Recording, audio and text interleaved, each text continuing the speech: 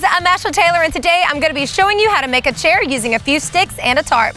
The first thing we need is some strong, straight sticks.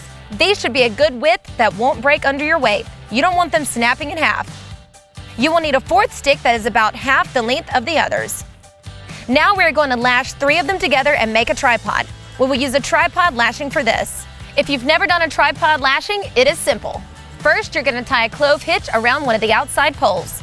Now you'll weave in and out of the 3 poles for a total of about 4 loops. Once you have that, you'll begin frapping between each pole 3 or 4 times, beginning at the pole furthest from the clove hitch. Once you finish your frapping, you can use square knots to attach it to the extra clove hitch. Before attaching your final stick, we're going to go ahead and get the chair seat set up. You can use any type of material as long as it'll hold you. The first thing we're going to do is double it up over itself and then tie a knot at the top. There are several ways to do this. We're going to start with a clove hitch and then loop the line tightly around the tarp.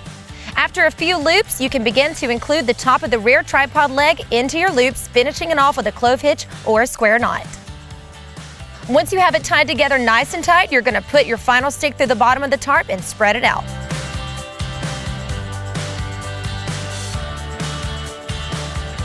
Now, if you want it to be a little sturdier, you can lash the bottom stick to the tripod, but you don't have to. Well, there you go, guys. I want to know, what other survival hacks do you know of to keep you comfy in the woods? Let me know in the comments below, and then make sure you subscribe to Rated Red's YouTube channel. From the farm, I'm Ashla Taylor.